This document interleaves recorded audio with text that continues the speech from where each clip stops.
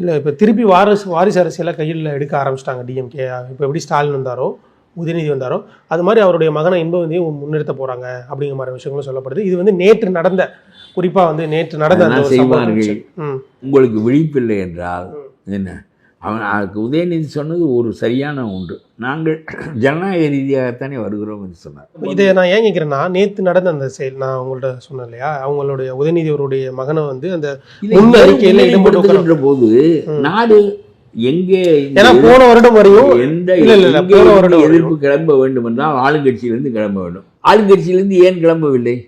எல்லாருக்கும் பங்கு போகிறது, நமக்கு என்னன்னா நம்முடைய பங்கு வந்து விட்டது எவனோ இல்லை. ஏன்னா அங்க இருந்த வந்து மூத்தவர்கள் மத்தியில் அந்த பையன் ஒரு சின்ன பையன் தான் உதயநிதியுடைய. ஐயோ, இந்த நியாயங்கள் எல்லாம் நீங்கள் இவ்வளவு சொல்லவே வேண்டாம். இல்லை, யார் மறுக்க வேண்டும்? இந்த கட்சியில் மந்திரிகளாக இருக்கிறவர்கள், தகுதியாக இருக்கிறவர்கள், பல காலம் இந்த கட்சியை நடத்தியவர்கள், அவர்களெல்லாம் என் பங்கு எனக்கு வருகிறதா என்பதுதான் கேள்வியாக இருக்கின்ற ஒரு கட்சியில் உதயநிதியும் கொண்டாடுவான். கற்பத்தில் இருக்கிற பிள்ளைக்கு முடிசூட்டி அது பிறந்த பிறகு மன்னனாகும் என்று சொல்லுவான். நான் கேட்கவில்லை என்பதற்கு அவன் மடையனாக இருக்கிறான் என்று கருதவில்லை. அவன் ரொம்ப அறிவுள்ளவனாக இருக்கிறான். நம்முடைய பங்கு நமக்கு வந்தால் போதும் என்று நினைத்து ஒரு பெரிய கொள்ளை கூட்டமாக நடக்கின்ற ஒரு கட்சியில் யார் முன்னால் இருந்தாலும்னா எவன் பின்னால் இருந்தால், இது வந்து இது எப்படி இருக்குன்னா ஒரு கண் கட்டி வைக்கக்கூடிய குற்றச்சாட்டு மாதிரி இருக்கு. ஒரு கட்சியே வந்து ஒரு கொள்ளை கூட்டமா இருக்கு அப்படிங்கிறது, அதுல ஒருத்தர் கூட நல்லவர் இல்லையா அப்படிங்கிற மாதிரி தானே இருக்கு. இல்லை, நம்ம எதையுமே பார்க்காம அந்த ஒரு கருத்துக்கு முன்வைக்க முடியாது இல்லையா. நல்லவன் இல்லையா என்பது ஒரு குரல் எழுப்பி இருக்குதா அவ்வளவு பெரிய கட்சியில்? இது தவறு என்று உங்களுக்கு தெரிகிறது, இது தவறு என்று எனக்கு தெரிகிறது, இது தவறு என்று மக்களுக்கு தெரிகிறது. இது ஒழுங்குபடுத்தப்பட வேண்டிய இடம் எது? ஆளுங்கட்சியினுடைய அரங்கு. ஆளுங்கட்சியிலிருந்து ஒரு குரல் எழவில்லையே.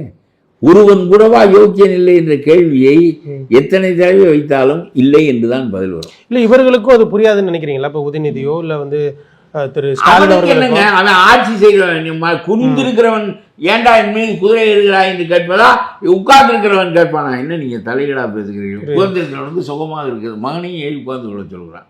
குதிரையில் நீ ஏறு, அவன் சுமக்கிறான், சோம்பான். அவனுக்கு கொள்ளு கொடுக்குறோம், அவனுக்கு புல்லு கொடுக்குறோம், அவனுக்கு வசதி செய்து கொடுக்குறோம், சுமக்க வேண்டியது அவனுடைய வேலை என்று இவன் சொல்லாமல் சொல்லுகிறான்.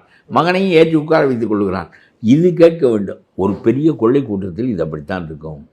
மாற்று கட்சி, சிறந்த கட்சிகள், சிறந்த தலைமைகள் ஒன்று தமிழ்நாட்டில் உருவானால் ஒழிய இந்த நிலைகளுக்கெல்லாம் மாற்றம் வராது.